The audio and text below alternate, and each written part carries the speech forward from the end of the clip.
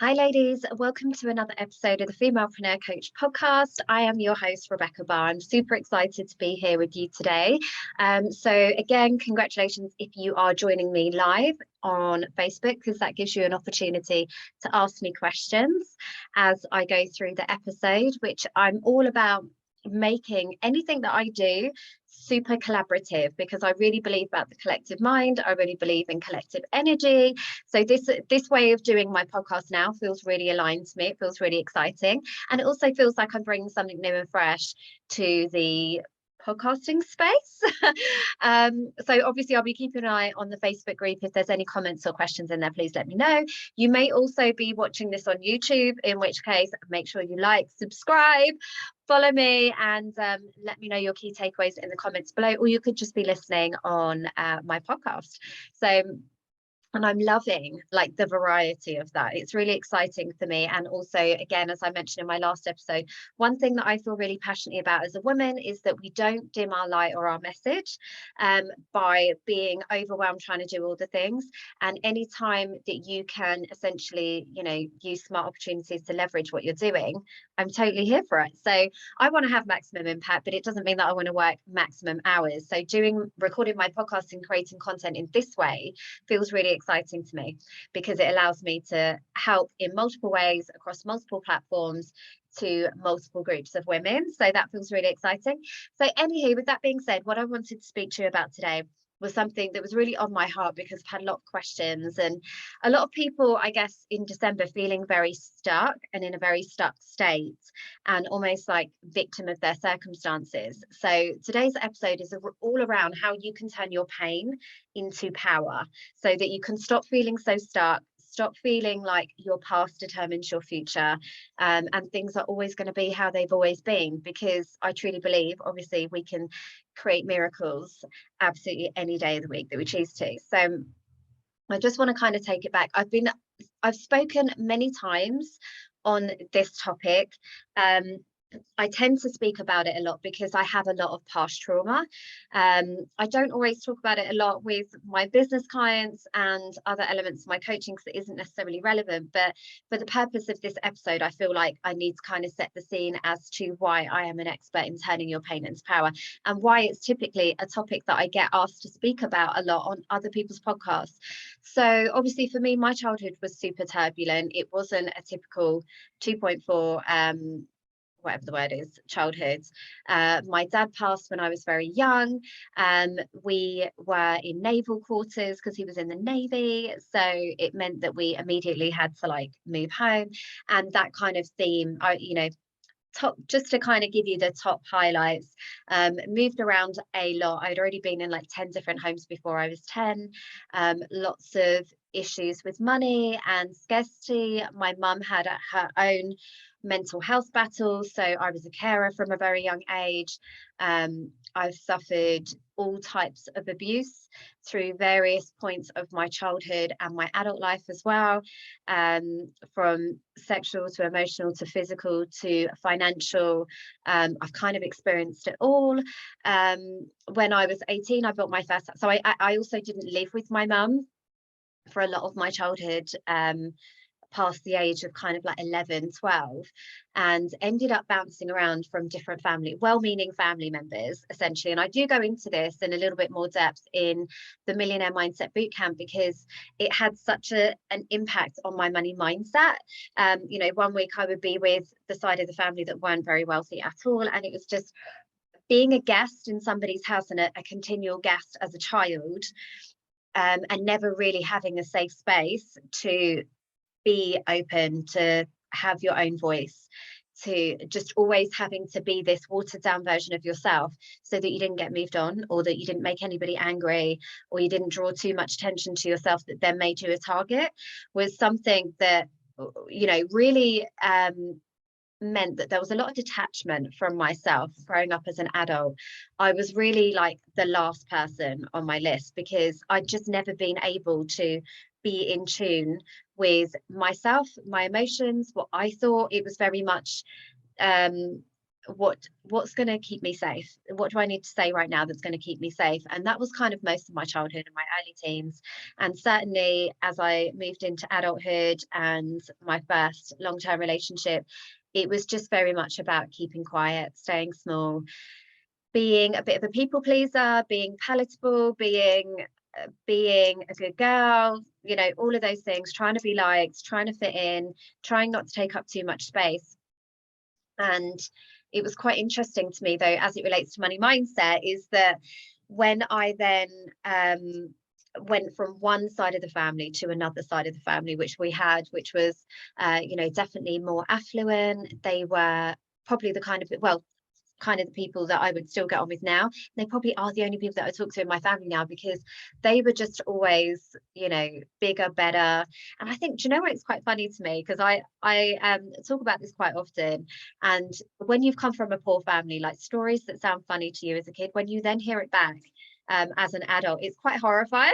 And I was talking to my brother about this at the weekend, about some of the things that went on when we were kids, and, you know, like being hit with a slipper. And it was always funny because my mum was never quick enough, and and it was like, actually, that's really traumatic. Like when me and my brother were talking about it the weekend, we were like, that's actually really bad. But yeah, in the moment, you don't realize how bad it is as a child, and you just find the humor in it. And obviously, you know, our relationship moved on considerably before she passed, so that was great. So I've got that full circle moment with her with that. But obviously, yeah, having this duality around, you know, being in the wealthy family for 5 minutes, and then having like wealthy grandparents, but living with like the poor relatives, it's really given me such a great foundation for my money mindset. But it made me a very introverted child that was quite curious. So just naturally, and I think this is how you become a coach. Like, generally, I became a coach because obviously I had, you know, I had caring responsibilities at home, and I've always been that person that's propped up everyone around me as a need to be liked, and a need to be relevant, and a need to add value, and a need to be of service, because I identified at a very early age, if I'm helpful, if I'm useful, if I'm liked, if I'm good, less bad things going to happen to me.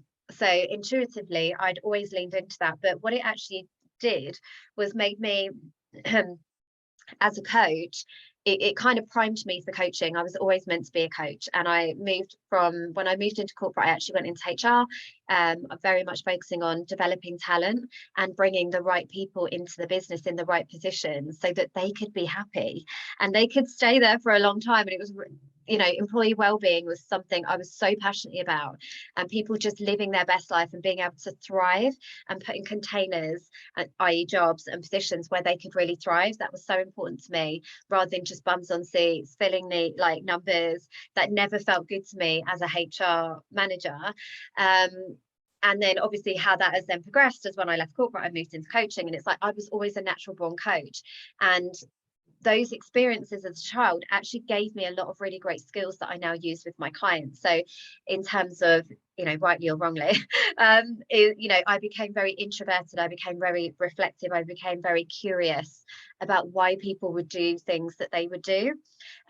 Human psychology, human behavior, almost from a point of morbid curiosity, like, why are they doing that? Even if why are they doing that to me? It was always like, there's just this need to have a reason, and there's got to be something underneath it. I never ever gave into the feeling that, or the belief that things just are the way they are, and it just is. And that was innate in me at a soul level. And I remember my grandma saying to me when I was a child, that really famous saying about accept the thing, Lord, like grant me the serenity to accept the things that I cannot change. And hang on, I don't know, find peace with, or something with the things that I can, and the wisdom to know the difference. My nan used to, I can't even remember the words, my nan used to say that to me all the time.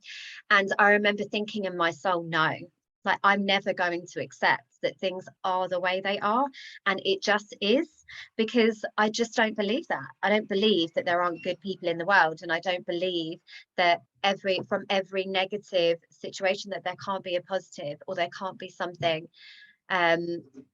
that is actually useful, even if it's from a learning perspective, there always has to be a silver lining. I just couldn't, I was that perpetual romantic and hopeless romantic in that every film, if it doesn't have a happy ending, I don't care how much that like you know, how much tragedy they might go through, as long as there's a happy ending at the end, I'm okay. You know, it used to leave me feeling very unsettled when it would be like, oh, it's just a negative ending. I'm like, what?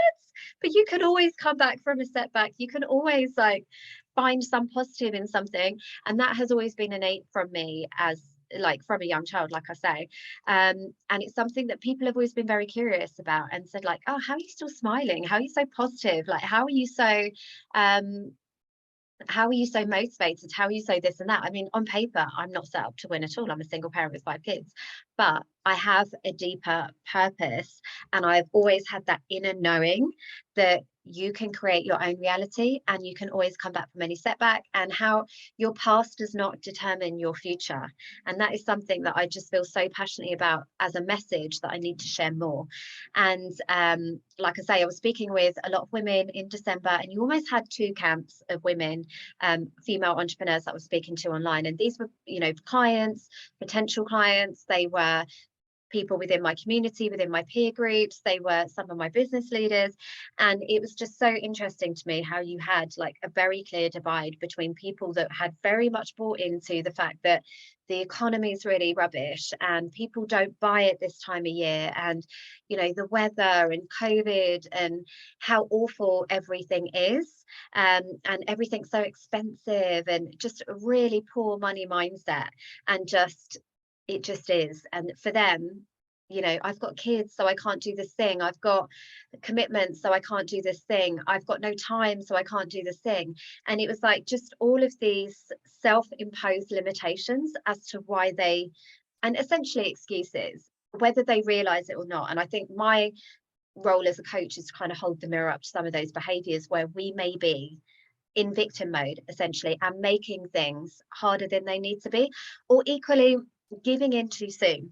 And that's something as well that I feel, because again, like I say, I've had many instances in my life where I could have just said, okay, that's me, like I give up, I'm just not doing this anymore, like it just is, and I have to accept it, and I'll just sit back and wait. But you know, that was never going to be me, because that wasn't my personality from a very small age. So that is, I believe when it feels so innate and it's such an integral part of your identity, I believe that that is your soul. And that is when, and sometimes you can get that inner knowing before you really get any clarity about the next steps or what it is that you want, but your body will know before your mind does, you know, or consciously does.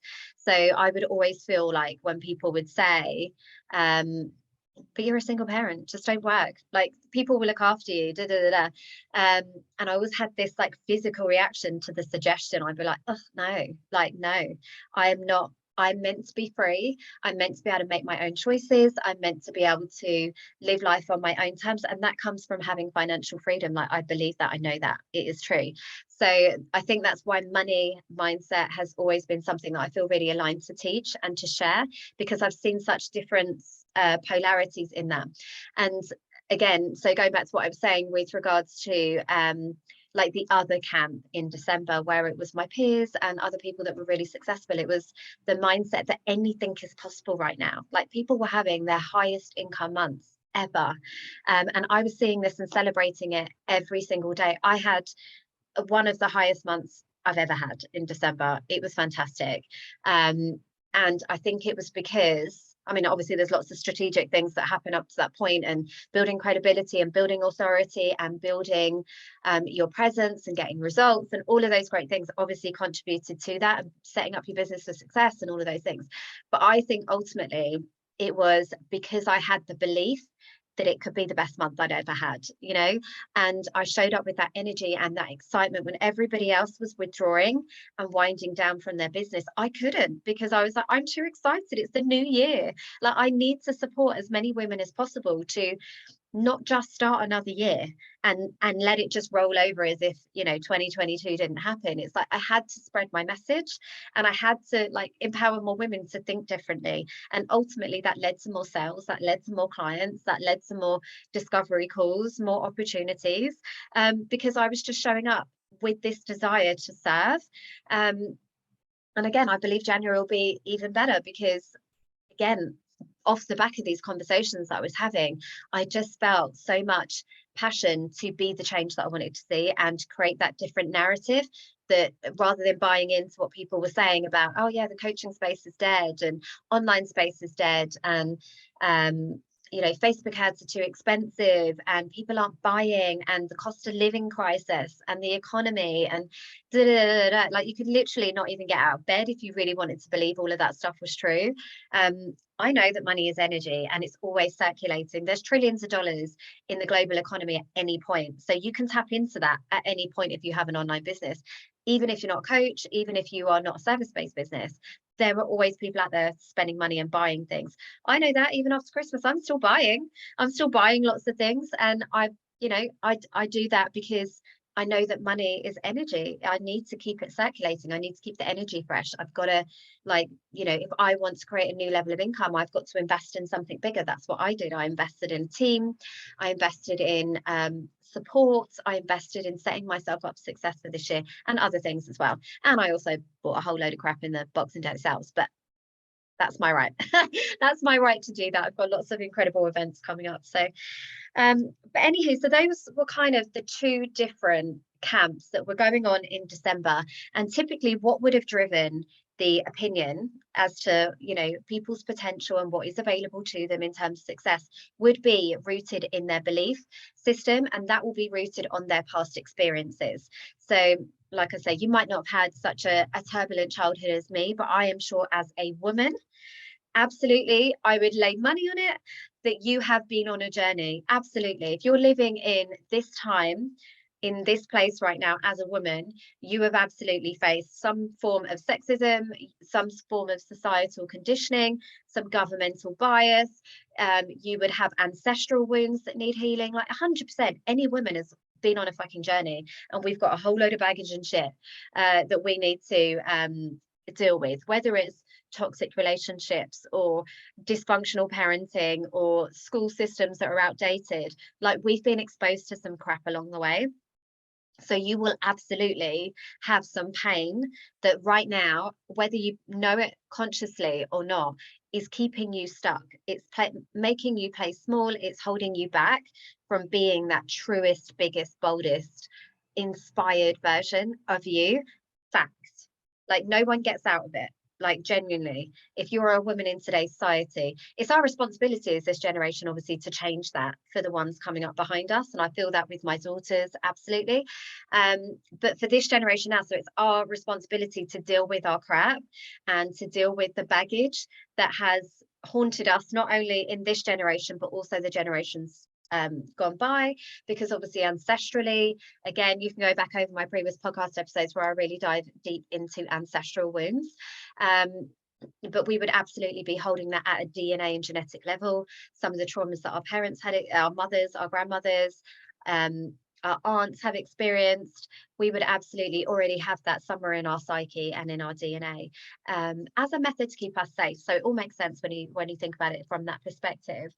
So what I want you to do today, how you then turn that pain into power, just like I have, is essentially by becoming a gentle observer of it. So rather than using it as an excuse and an opportunity to play small, to hold back, to not be who you were essentially meant to be when you came to this earth as a spirit, as a soul being, it's to actually start to own it. So the first exercise that I get my clients to do before we even start working together is, I need to know, like, what does that journey look like? Where are we going to get potential hurdles or challenges or mindset, like things that are going to hold you back from a mindset perspective? If I'm throwing strategies at you or trying to work with you to create a strategy or a business plan, if I've at least got some foresight of where some of these issues may come up, I can help you to connect the dots and reverse engineer that and relate that back to, why am I feeling stuck? Why does that feel really scary? Why does that feel really intimidating? And that will be because of obviously past experiences and all of these other things that I've mentioned. So the first thing I want you to do today is essentially write down the key pivotal moments in your life that you believe were turning points or challenges that you've overcome. Because the reality is, you've overcome every one of your worst days. Every bit of shit that life has thrown at you, you have overcome it. like 100%. You're here, you're surviving, you're whether you're thriving or not, you've overcome it, you're still here. So we need to acknowledge and become the gentle observer of everything that's happened up to this point, and then we need to reflect on those moments. So for me, it was really like a process of reconciliation and forgiveness for a lot of the stuff that I'd been through as a child, because rather than coming at it from a place of hurt, anger, frustration, feeling let down, like all of those things, I actually looked at it and almost detached myself from all of that emotional trauma, and just looked at it and thought, right, okay, impartially, as a gentle observer, as somebody who cannot change the past, the only way that I can start reclaiming my power in those situations, over those people, over those injustices, over the hurt that I've experienced, is by finding peace with it. Because it's like I said before, but holding a grudge and feeling resentful towards things that have happened in the past, like, we can't do anything about that. It's done. And typically the people that have hurt us, or the situations that seemed unfair, they're not thinking about us any longer.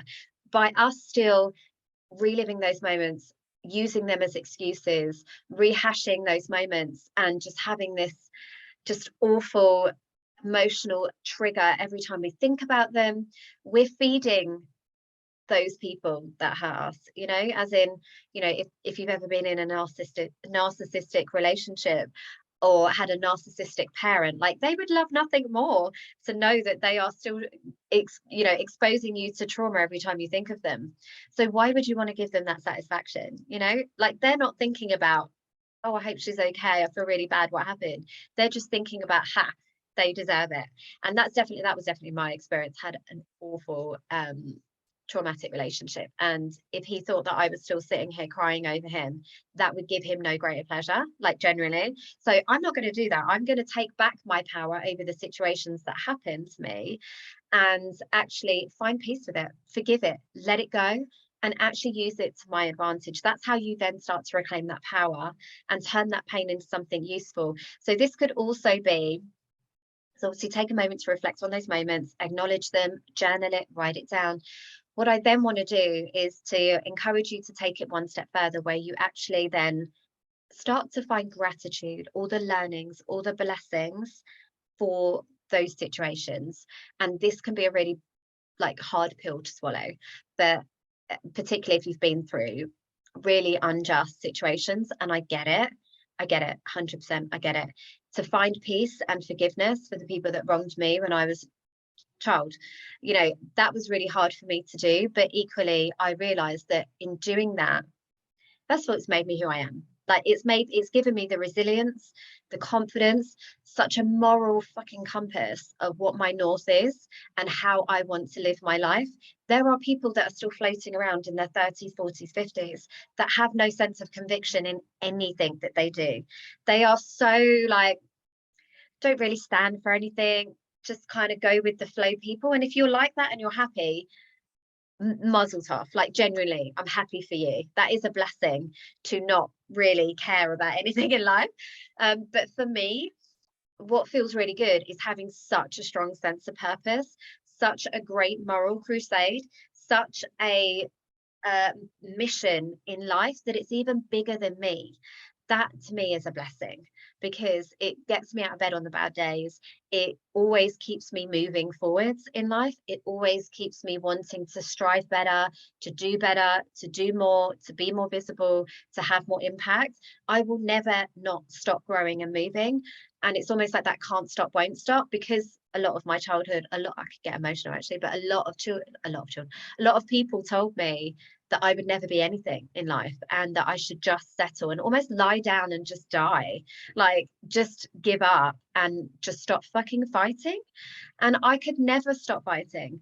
And I want to be fighting until the day that I take my last breath, for a life that is better than the life that I've even got now, for the women that need me to fight for them, for my children that I do not want to go through any of the shit that I've been through in life. Like, we're talking a lot of childhood stuff, but also as an adult, I had sexual harassment in the workplace, like, and it was just so accepted I had sexual harassment at school. Actually, I was sexually assaulted at school by another student. Went to the headmaster, couldn't give two fucks.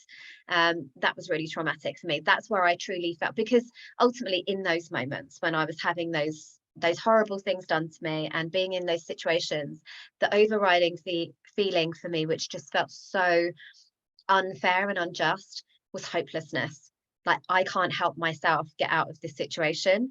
And that is the truly, like, the worst position to be in as a woman, I believe, is when you feel like there's nothing I can do. And there's nothing more vulnerable, actually, for me as an adult as well, was being in labor.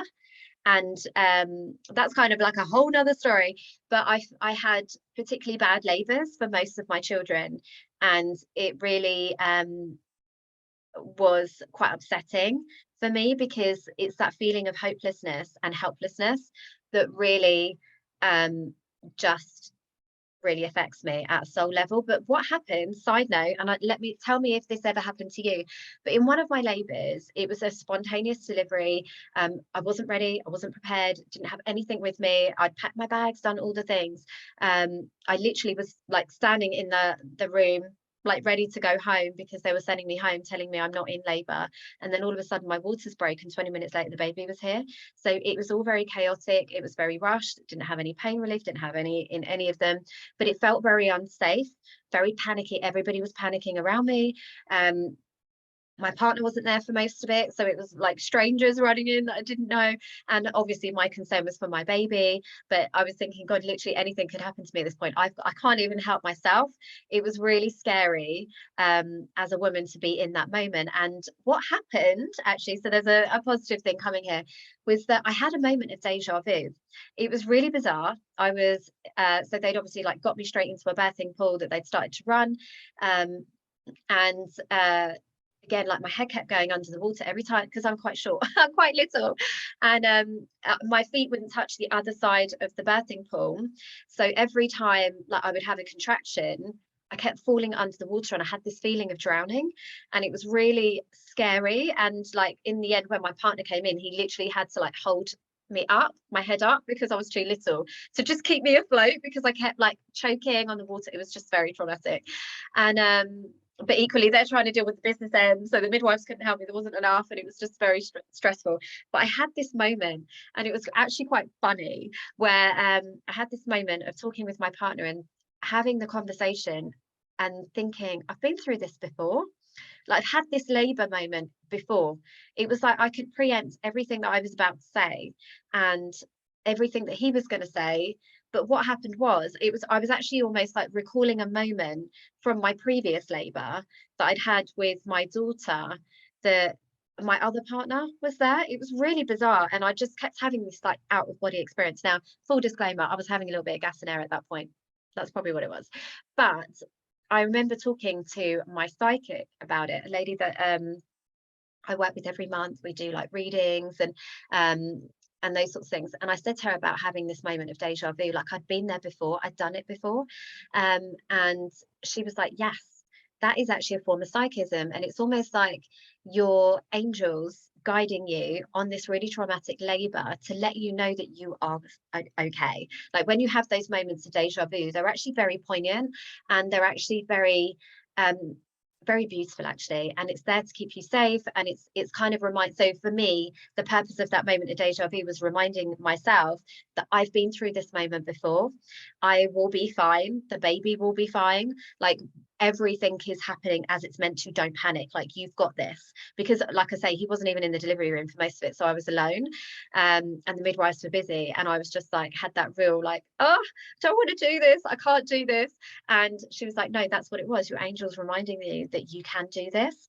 And funny enough, when I had my last baby, because I was already forewarned on the deja vu element, that's what happened again. I had deja vu to the point where I kept telling everybody in the room, it's okay, I've been here before. Because at one point they were like, we're going to have to like rush you down to theatre, the baby's in distress. And I was like, it's okay, I've been here before, we're going to be fine.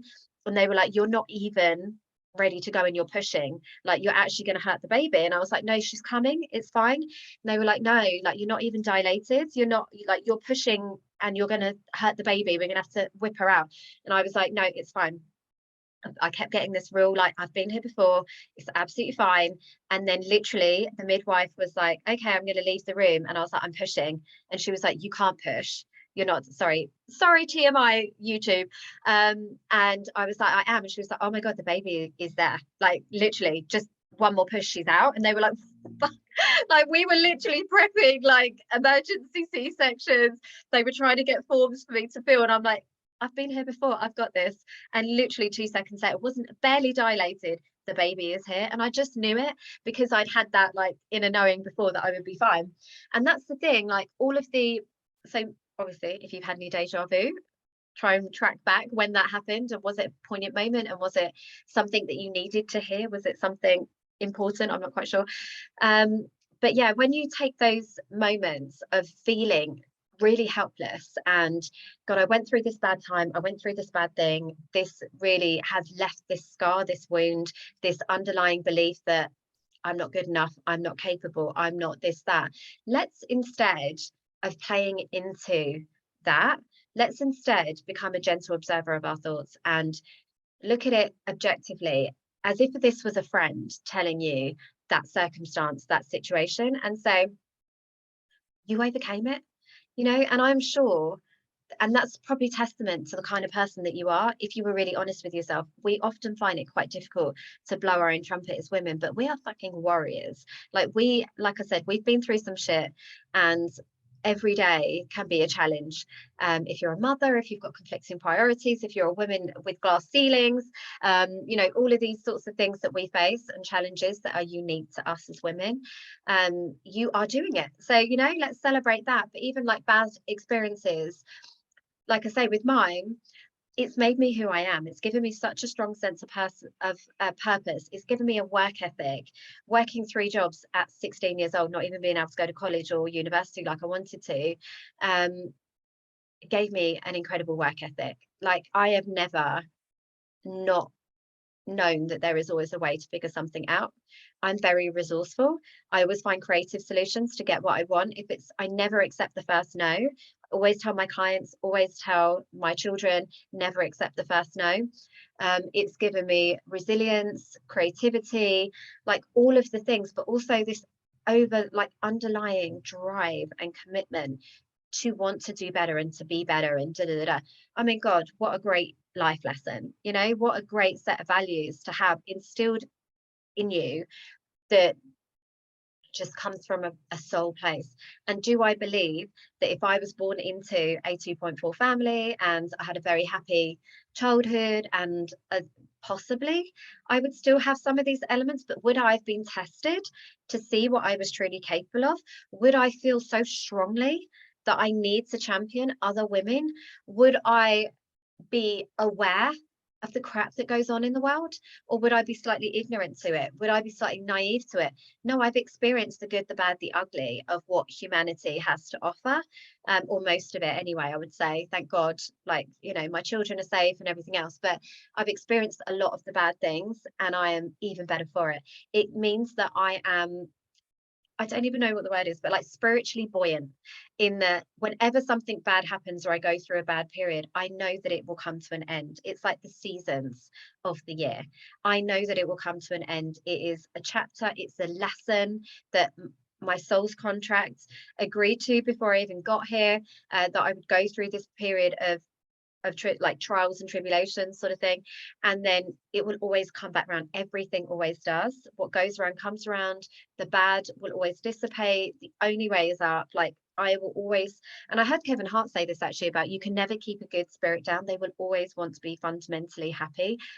And that is me, even with, you know, the practicalities of being a single parent and having 5 kids and running a business and, you know, being a leader and holding space for clients, all of that stuff. I always want to be happy. So I will always return to the light and to the good and to the anything is possible and the best of humanity. So that's what I kind of want to get you guys to, is that I want you to take a moment to really reflect on those moments, maybe look at how continuing to feed into this cycle of I've had such a bad life, I've had such a bad time, you know, everything's against me, I can't do it, I'm a mother, I can't do it, I'm I don't have any money, I don't have any time, like, da, da, da. How is that actually serving you moving into 2023? It might validate you internally to some level that you've got an excuse. And we call this in NLP terms a secondary gain.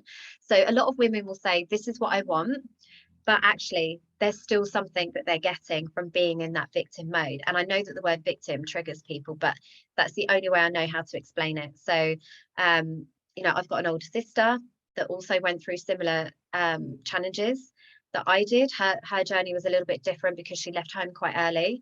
But she has bought into that identity of I'm a victim, life is shit, people are awful, her whole life. And actually, I went one way, she went the other way. Our lives are very different.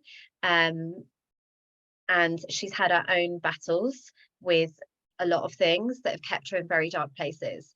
And for me, it's almost like a cautionary tale that we always have the choice, that the opportunity to choose essentially which path we take. We can let our past define us, to hold us, to keep us stuck, or we can reclaim our power. We can reframe that pain, and we can actually turn it into our unstoppable power. We can take back the poison, the emotional triggers that those situations, those people have over us even now to this day, even though they're not here. Like, they're still affecting you every day, and what you think is capable, your actions, your beliefs, your thoughts, how you feel. We can take all of that back and make peace with it. And then from there, how can we then use that as power? So obviously, if you're a coach, there's a very obvious opportunity to serve the women or the people that are still in that stuck state that you were. And that's definitely what I've done. Not saying that all of my clients are necessarily stuck, they're not. A lot of them are actually kick-ass, empowered women that are doing great things, but there will always be something that can be worked on that can just take them to that next level. So that always feels really good. It's about how much better can it get? How much bigger can we get? How much more impact, more visibility, more money can we make, like, together? And it's about, because what can happen with women is that we get to a point of happiness or success or money, or, what I should now be grateful for and I should now be happy for. But actually, you need that person that's going to, like, say, there's still more. There's still more in there. Even though everybody else is telling you need to be grateful, you got to be happy, there's still more available to you if you want it. And that's what I find a lot with my clients. They've got to a certain level of success. They're actually okay.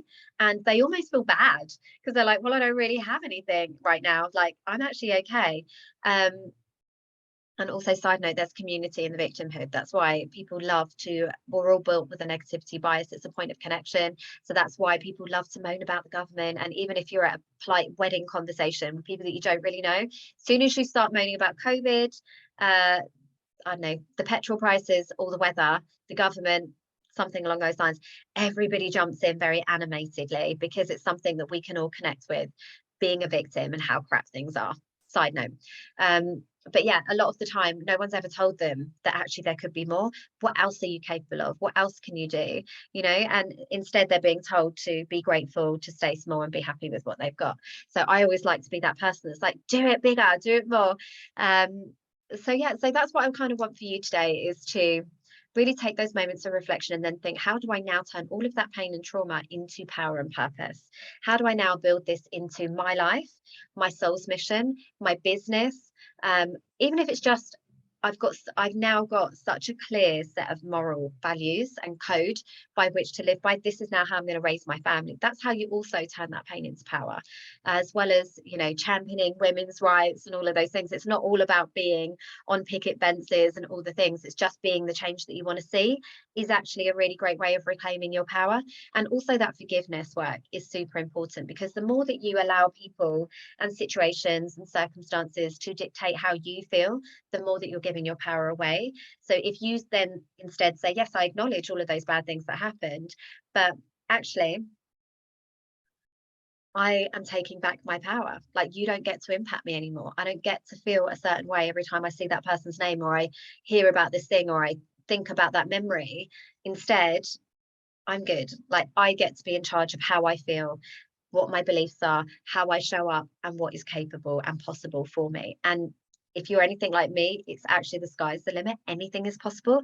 And that's what I want for you. So I hope that you have enjoyed this episode, and it's really given you a lot of insights into how you can turn any personal tragedies, past traumas, or just tribulation, trials and challenges that you've been through in life, and rather than allowing them to keep you stuck and to dim your light and to diminish some of the things that you think is possible for you, instead how you can then leverage that and use it as a platform to create something truly exceptional in your life, something even bigger and better than before, than you ever thought possible. Like, that is genuinely my ultimate mission, is to inspire as many women as possible to just literally, the sky's the limit. Anything is possible. What is next? That's when true magic happens. So I hope that you've enjoyed this episode. Obviously, if you have, please like, subscribe, comment, follow, whatever the thing.